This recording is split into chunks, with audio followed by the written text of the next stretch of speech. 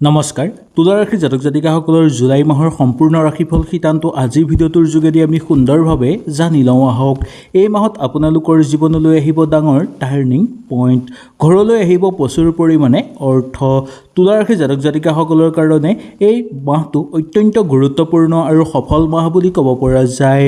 গ্ৰহৰ এনে কিছুমান বিৰল সংযোগ ঘটিবলৈ গৈ আছে, যাৰ ফলত কেৰিয়াৰৰ ক্ষেত্ৰত, আৰ্থিক অৱস্থাৰ ক্ষেত্ৰত আৰু প্ৰেমৰ জীৱনৰ ক্ষেত্ৰত আপোনালোকৰ অভূতপূৰ্ব জোৱাৰ দেখিবলৈ পোৱা যাব।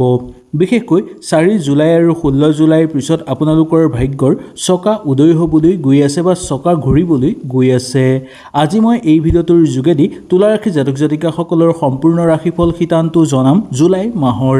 আহক তেনেহ'লে আমি বেছি দেৰি নকৰি সুন্দৰভাৱে জানি লওঁ। যদি আপোনালোকে কিবা বুজি নাপায় নিশ্চয় মোক তলত কমেণ্ট কৰি জনাব। প্ৰিয় তুলা ৰাশি বন্ধু বান্ধৱীসকল, জুলাই মাহটো আপোনালোকৰ বাবে বহু ফলদায়ক মাহ বুলি ক'ব পৰা যায়।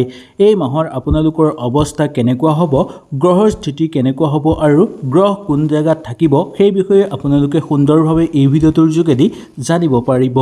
এই মাহত আটাইতকৈ ডাঙৰ ঘটনা ঘটিবলৈ গৈ আছে আপোনালোকৰ জীৱনত। এই ঘটনা 4 জুলাইৰ পিছৰ পৰা দেখিবলৈ পাব, যাৰ ফলত আপোনালোকৰ ইটোৰ পিছত সিটো সুযোগ আহিব। আপোনাৰ ৰাশিৰ অধিপতি অৰ্থাৎ সূৰ্য আৰু সৌভাগ্যতা বিৰাজ হ'বলৈ গৈ আছে আৰু শুক্ৰৰ শুভ প্ৰভাৱৰ ফলত আপোনালোকৰ এটাৰ পিছত আনটো সুযোগ সুবিধা আহিব। লাভৰ স্থান বৃদ্ধি পাবলৈ ধৰিব। জ্যোতিষশাস্ত্ৰৰ অনুসৰি এটাৰ পিছত আনটো সুযোগ আপোনালোকে লাভ কৰাৰ প্ৰবল সম্ভাৱনা থাকিব। ইয়াৰ উপৰিও 16 জুলাইত মহাগ্ৰহ সূৰ্যদেৱৰ আপোনাৰ দশম ভাগত অৱস্থান কৰিব, অৰ্থাৎ কৰ্মভাৱৰ আপোনালোকৰ প্ৰবাহ বৃদ্ধি পাবলৈ ধৰিব। ইয়াৰ অৰ্থ হৈছে আপোনালোকৰ কেৰিয়াৰৰ ক্ষেত্ৰত পোহৰ আহিবলৈ গৈ আছে। অৱশ্যে কথাৰ প্ৰতি মন ৰাখিবলৈ হ'লে আপোনালোকে 7 জুলাইৰ পৰা বুদ্ধি আৰু বাণিজ্যৰ ক্ষেত্ৰত আগভাগ ল'ব পাৰিব, কাৰণ বুদ্ধি আৰু বাণিজ্যৰ গ্ৰহ বুধ বক্ৰী হৈ থাকিব, অৰ্থাৎ ওলোটা গতিত চলিব। ইয়াৰ প্ৰভাৱৰ ফলত আপোনালোকৰ কথা বতৰা আৰু সিদ্ধান্ত লোৱাৰ ক্ষেত্ৰত কিছুমান সাল সলনি দেখিবলৈ পোৱা যাব। সেই বিষয়ে আমি সুন্দৰভাৱে আলোচনা কৰিম। যিসকল লোকে চাকৰি কৰি আছে তেওঁলোকৰ কাৰণে এই জুলাই মাহটো আশাপথ দেখিবলৈ পোৱা যায়। বিশেষকৈ মাহৰ দ্বিতীয় ভাগত অৰ্থাৎ 16 জুলাইৰ পিছৰ পৰা আপোনালোকৰ সূৰ্যৰ প্ৰভাৱৰ ফলত কৰ্মক্ষেত্ৰত প্ৰবৃদ্ধি দেখিবলৈ পোৱা যাব আৰু কৰ্মৰ প্ৰশংসা বৃদ্ধি পাবলৈ ধৰিব। আপুনি জ্যেষ্ঠ বিষয়ববীয়াৰ পৰা উপযুক্ত সন্তুষ্টি লাভ কৰিব পাৰিব। যদি আপুনি বহুদিনৰ পৰা পৰিচালনাত বা আপোনালোকৰ দৰমহা বৃদ্ধি বা অপেক্ষাৰ কিবা কাৰণত কৰি আছে, তেনেহ'লে সেই অপেক্ষাৰ আশা পূৰ্ণ হোৱাৰ প্ৰবল সম্ভাৱনা দেখিবলৈ পোৱা যাব। যদি আপুনি চাকৰি বিচাৰি আছে তেনেহ'লে ইণ্টাৰভিউৰ বাবে আপোনালোকে সাজু হোৱাটো দৰকাৰ। সকলোতকৈ বেছি আপোনালোকে আগভাগ লৈ চাব পাৰে। শিক্ষাৰ্থীসকলৰ কাৰণেও প্ৰতিযোগিতামূলক পৰীক্ষাৰ লগত জড়িত হৈ থকা লোকসকলৰ কাৰণে আপোনালোকে সাজু হোৱাটো দৰকাৰ। এতিয়া আমি জানি লওঁ আহক ব্যৱসায়িক বাণিজ্যৰ কথালৈ। ব্যৱসায়িক দিশৰ পৰা চাবলৈ গ'লে এই মাহটো আপোনালোকৰ লাভৱান হ'ব। একাদশ স্থানত শুক্ৰই আপোনাৰ নতুন গ্ৰাহক আৰু নতুন ব্যৱসায়ৰ ক্ষেত্ৰত সুযোগ লৈ আহিব। যিসকল লোকে অংশীদাৰী ব্যৱসায়ৰ লগত জড়িত হৈ আছে তেওঁলোকে পৰস্পৰৰ মাজত বুজাবুজি বৃদ্ধি পাবলৈ ধৰা দেখিবলৈ পোৱা যাব। কিন্তু ইয়াৰ এটা ডাঙৰ সাৱধানতাও অৱলম্বন কৰিব লাগিব, যিহেতু 7 জুলাইৰ পৰা বুধ গ্ৰহ বক্ৰ হ'ব। সেয়েহে আপোনালোকে ডাঙৰ চুক্তি কৰাৰ বা কিবা ক্ষেত্ৰত চহী স্বাক্ষৰ কৰাৰ ক্ষেত্ৰত খুব সাৱধানতা অৱলম্বন কৰিব লাগিব। কাগজ পত্ৰৰ পঢ়া শুনাৰ ক্ষেত্ৰত খুব সাৱধান হ'ব লাগিব। উৰা বাতৰিৰ পৰা আপোনালোকে সাৱধান হৈ চলিব লাগিব আৰু লগতে অন্ধবিশ্বাস কেতিয়াও নকৰিব, নহ'লে আইনৰ মেৰপাকত সোমাই পৰিবলগীয়া হ'ব পাৰে আপোনালোক। তুলা ৰাশি জাতক জাতিকাসকলৰ কাৰণে জুলাই মাহটো আৰ্থিক দিশত যথেষ্ট শক্তিশালী দেখিবলৈ পোৱা যাব, কাৰণ একাদশ ঘৰত শুক্ৰই আপোনালোকৰ অৱস্থান কৰিছে, যাৰ ফলত আপোনালোকৰ ধনেৰে লাভৱান হোৱাৰ যোগ দেখিবলৈ পোৱা যাব। আপোনালোকৰ উপাৰ্জনৰ নতুন পথ মুকলি হ'ব। যদি আপোনালোকৰ কোনো ধনৰ কাৰণত আবদ্ধ হৈ আছে বা পাবলগীয়া ধন আবদ্ধ হৈ আছে, পাবলগীয়া আপোনালোকৰ কিবা কাম যদি পোৱা নাই বা হোৱা নাই, তেনে ক্ষেত্ৰত আপোনালোকৰ সেই কাম হোৱা আৰু পাবলগীয়া ধন ঘূৰাই পোৱাৰ প্ৰবল সম্ভাৱনা দেখিবলৈ পোৱা যায়।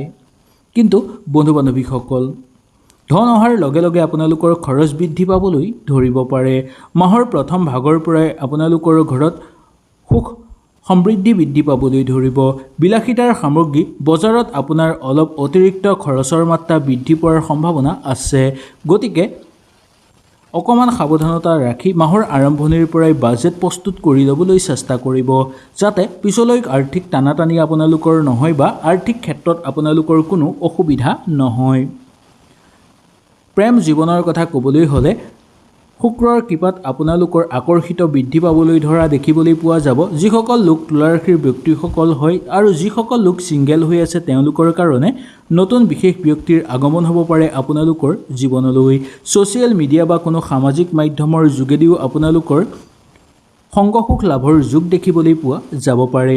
বিয়া বাৰুৰ কাৰণে আগভাগ লৈ থকা লোকসকলৰ কাৰণেও বিবাহৰ প্ৰবল সম্ভাৱনা দেখিবলৈ পোৱা যায়। যিসকল ব্যক্তিয়ে ইতিমধ্যে প্ৰেমৰ সম্পৰ্কত আছে তেওঁলোকৰ কাৰণে মৰম বৃদ্ধি পাবলৈ ধৰিব। কিন্তু মনত ৰাখিব, বক্ৰী বুধৰ বাবে আপোনালোকে কথাবোৰত কিছুমান ভুল বুজাবুজি হোৱাৰ সম্ভাৱনা থাকিব পাৰে। আপুনি ক'ব খোজা কথাটো সংগীয়ে ভুলকৈ বুজিব পাৰে। গতিকে খং নিয়ন্ত্ৰণ কৰক আৰু সংগীৰ সৈতে সন্মুখত বহি কথা পাতিবলৈ চেষ্টা কৰক আৰু ভালকৈ বুজাই দিবলৈ চেষ্টা কৰক। বৈবাহিক জীৱনৰ বাবে এই মাহটো সুখময় দেখিবলৈ পোৱা যাব। 16 জুলাইৰ পিছত আপোনালোকৰ জীৱনসংগীৰ কোনো ডাঙৰ সফলতা অহাৰ সম্ভাৱনা আছে, যাৰ ফলত গোটেই পৰিয়ালবৰ্গ আনন্দিত হৈ পৰিব। ঘৰত কোনো ধৰণৰ ধৰ্মীয় বা মাংগলিক অনুষ্ঠান অনুষ্ঠিত হোৱাৰ প্ৰবল যোগ দেখিবলৈ পোৱা যাব পাৰে। স্বাস্থ্যৰ ক্ষেত্ৰৰ কথা ক'বলৈ হ'লে স্বাস্থ্যৰ ক্ষেত্ৰত তুলা ৰাশিৰ জাতক জাতিকাসকলৰ কাৰণে অলপ সচেতনতা অৱলম্বন কৰাটো প্ৰয়োজন। মংগল গ্ৰহ অষ্টম স্থানত থকাৰ ফলত আপোনালোকৰ শৰীৰত ক্লান্তি হ'ব পাৰে, এলাহ ভাৱ হ'ব পাৰে আৰু পেশীৰ বিষ হোৱাৰ সম্ভাৱনা দেখিবলৈ পোৱা যাব। বিশেষকৈ গাড়ী চলাওঁতে সাৱধান হওক। খৰখেদা কেতিয়াও নকৰিব। মানসিক চাপৰ পৰা বাচি থাকিবলৈ আপোনালোকে সময়ে সময়ে যোগাভ্যাস বা ধ্যান কৰিবলৈ নেৰিব আৰু অকণমান স্বাস্থ্যৰ প্ৰতি লক্ষ্য ৰাখিব। দিনটোত আধা ঘণ্টা হ'লেও আপোনালোকে নিজক স্বাস্থ্যৰ লক্ষ্য দিব। ছাত্ৰ ছাত্ৰীসকলৰ বাবে এই মাহটো পৰিশ্ৰমৰ মাহ বুলি ক'ব পৰা যায়। মাহৰ প্ৰথম ভাগত আপোনালোকৰ একাগ্ৰতা ভাল হৈ থাকিব। যিসকল লোকে প্ৰতিযোগিতামূলক পৰীক্ষাৰ বাবে প্ৰস্তুতি চলাই আছে তেওঁলোকে নিজৰ গুৰু বা বয়োজ্যেষ্ঠৰ পৰা সহায় ল'লে সফলতা নিশ্চিত বুলিও ক'ব পৰা যায়। প্ৰিয় তুলা ৰাশিৰ বন্ধু বান্ধৱীসকল, সামগ্ৰিকভাৱে জুলাই মাহৰ ৰাশিফল শিতানটো আপোনালোকে সুন্দৰভাৱে বুজি পালে। এই মাহত আপোনালোকৰ বাবে সোণালী সুযোগ লৈ অহাৰ যোগ দেখিবলৈ পোৱা যাব। এই মাহটো অধিক আপোনালোকৰ সফলপূৰ্ণ হ'ব আৰু বাধামুক্তি হৈ পৰিব। অনুসৰি এই মাহৰ অনুসৰি আপোনালোকে 3টা যদি সহজ উপায় ঘৰতে কৰিব পাৰে তেনেহ'লে আপোনালোকৰ মংগল হ'ব। 1 নম্বৰটো হ'ল প্ৰতি শুক্ৰবাৰে মা লক্ষ্মীৰ চৰণত বগা ফুল বা বগা মিঠাই অৰ্পণ কৰক আৰু লগতে ঘিউৰ চাকি এগছি আপোনালোকে জ্বলাব। এনে কৰিলে আপোনালোকৰ জীৱনৰ পৰা সকলো বাধা বিঘিনি দূৰ হৈ পৰিব, আহিব লগা সমস্যাবোৰ দূৰ হ'ব আৰু প্ৰচুৰ পৰিমাণে ঘৰত অৰ্থৰ উপাৰ্জন বৃদ্ধি পাবলৈ ধৰিব। 2 নম্বৰটো, নিতৌ ৰাতিপুৱা সোনকালে উঠি আপোনালোকে এটা মন্ত্ৰ উচ্চাৰণ কৰিব বা এটা মন্ত্ৰ জাপ কৰিব। ওম সূৰ্যই নমঃ। এই মন্ত্ৰটো আপোনালোকে যদি 108 বাৰ জপ কৰিব পাৰে, ইয়াৰ ফলত আপোনালোকৰ ভাগ্য অধিক শক্তিশালী হৈ পৰিব, যাৰ ফলত আপোনালোকে যি কামতেই হাত দিব সেই কামতেই আপোনালোকে সফলতা অৰ্জন কৰিব পাৰিব।